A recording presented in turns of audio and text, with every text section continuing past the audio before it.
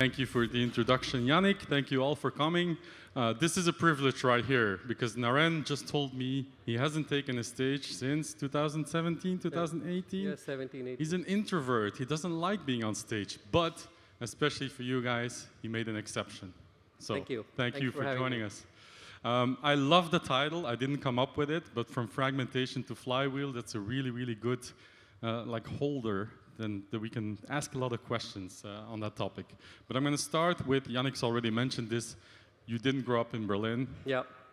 You were born in India, did a Harvard MBA, moved from New York to Berlin to set up this company.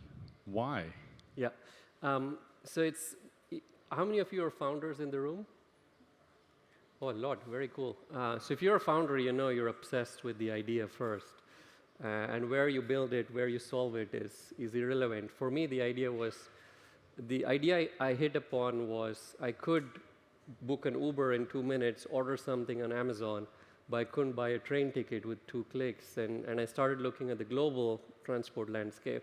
I said, I can't book transport around the world, it's fragmented. So in your early stage, the first thing you want to prove is product market fit, because 0 to 1 is where majority of companies fail. And what better place to build it than Europe? Fantastic transport networks, penetration of mobile phones, 2013. And so the only hurdle was like which country where, so I kind of had a spreadsheet of strength of the economy, availability of engineers, cost of labor, and Berlin came out on top, and I said, okay, that's where I'm moving.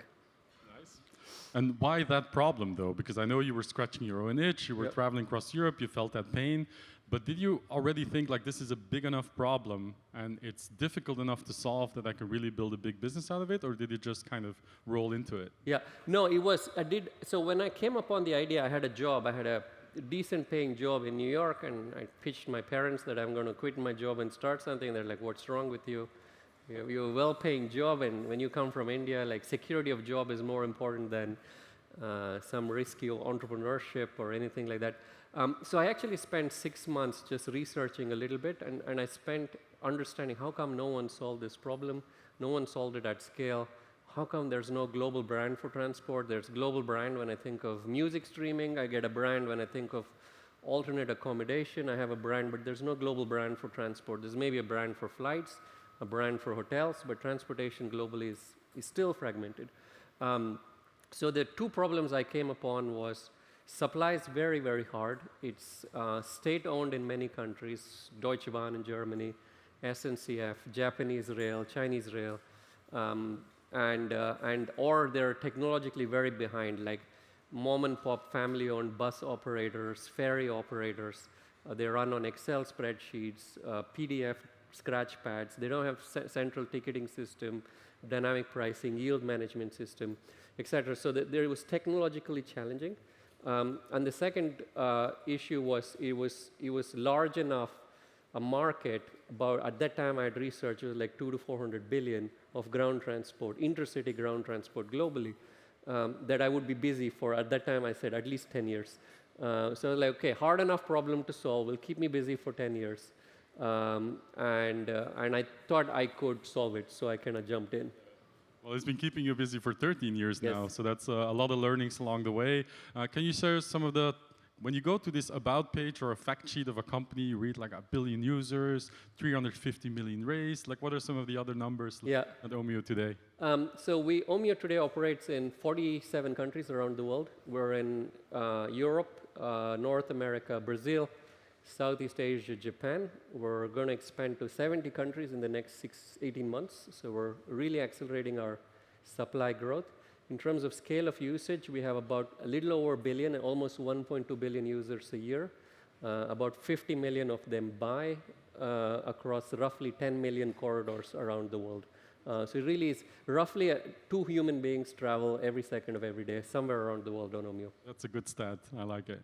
Of course, those top line numbers, 13 years to get there, that's a lot of ups and downs, of course. So let's maybe talk about some of the downs and some of the challenges. The big one in travel, of course, being COVID, which was about 7 years into the journey, I guess, like in the middle of it. Walk us through it. Like how big of an impact was that, and how did you overcome that? So even though I founded in 2013, it took me until 15 to launch because it's very contractual, like state-owned transport networks. If you work in like largely contractually structured industries, it takes a long time. So we only launched the product in 2015. But when I launched it, it was immediate product market fit. The incumbent apps are much poorer than a very sleek 2 clicks to buy product. Because we had to build the whole engineering stack in-house. So that means getting the inventory system, building the intelligence locally. Everything is low latency. You know, our average response time is like 200 milliseconds versus like 7-8 seconds at the API layer. So all of that was built, so the product market fit was immediate. So that means that we could raise capital because you have like customers coming, and the speed was dictated by how fast we can get supply on board.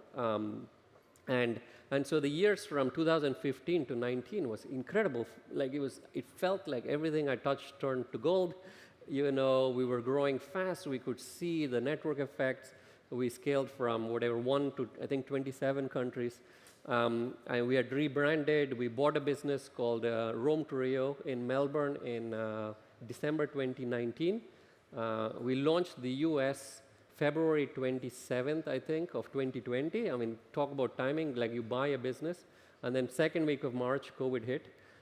We lost about 98% of our revenue, and I had 3 weeks of cash in the balance sheet. So it was such a violent, extreme experience where you're just like this super fast-growing startup where capital comes to you from all sides, like to like, oh shit, I don't have a business that will survive 3 weeks, basically. And we had, I think, somewhere around 550 people, offices around the world. I had never managed a crisis, at least in no management book kind of teaches you anything around this scale of impact. So basically had to restructure the business 40% within a week or two. We raised an 80 million convertible note that gave us capital for 2.5 years just to survive. But at that time, I didn't know how long. Because no one knew, and especially Europe was very complicated because each country would open and close borders, customers would book and then cancel. So cash was moving in all directions, like in terms of we'd get money in the door and then we had to pay back customer. The suppliers would not survive sometimes. Everybody stitched together on some government help system. So it was a long time, almost 2.5 years of extreme pain, excruciating pain. Because what was happening in the market is all these e-commerce companies, like Amazon, Zalando, Netflix, they're growing like crazy. So they poach your talent, it's like, and I've reflected many times on, oh shit, why me? Why am I so unlucky? All this. But then I realized, okay, these are the cards I'm dealt with, and I'm going to make it through to the other side. So if you reflect back through those 2.5 years of like a continuous darkness, I don't think we had a strategy. I think it was basically fast, rapid decision-making towards a direction that we're going to survive without hesitation, very, very quickly, and maybe a compounding of thousands of these decisions over 2.5 years that really pushed us to the other side, basically. And I got a lot of help from family, from my investors, my board, etc. I was just going to point that out, which I think is amazing, is that you're a solo founder, which I don't know how many people realize in this room how difficult it is to build a company on your own, especially the size that Omio is. But that's amazing. I just really respect that a lot. And then, of course, COVID sort of passes, travel picks back up, and it does so violently, right? Like not even gradually, but so was that also a challenge? Because I can imagine that after coming out of that period, there's a different challenge, but it's a real one, right? Yeah, no, that was actually the fun part for us, because when the business bounced back, we knew it would come back strong. So rough scale, we're about 6 times bigger than pre-COVID, and the travel industry is about 1.2x. So when the business bounced back in 2023, we were 2x bigger than 2019. So it doubled kind of without doing anything. It's just the market kind of helped us move. But what happened was COVID had destroyed so many players in this space that just surviving was good enough. So I wouldn't credit Omio to be so big because of only what we did. It's just COVID kind of destroyed so many companies at the core fundamentals, they didn't have strong teams, they didn't have a good enough product, and we still held on to like structurally our supply networks, the product strength. More than 50% of the company is still here from pre-COVID. So they somehow kept the teams. They all took furloughs, which is like 60% of your salary. We gave a lot of equity to them. So that structural element of what came back was very strong. So that means that when we came back, the teams were so ready because they had gone through so much hardship that when the demand came back, we could just cater to that quite easily.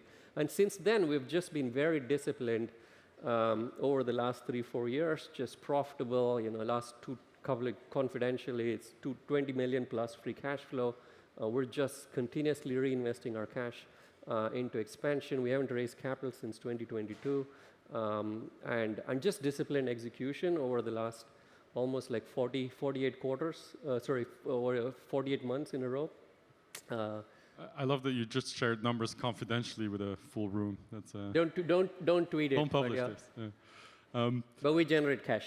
Yeah, nice. So, how has AI? It's such a cliche question. I'm still going to ask it. How has AI impacted your work, your operations, your daily work? Yeah, so we invest a lot in AI. Like almost 2-3 years ago, we started building full teams in AI. We have a lot of data. We have like 5. If you guys know the scale of numbers, which I didn't know that we have like 6 petabytes of data stored. We have basically every train, every bus, every seat across 4,500 suppliers, across 10 million corridors through time, saved locally.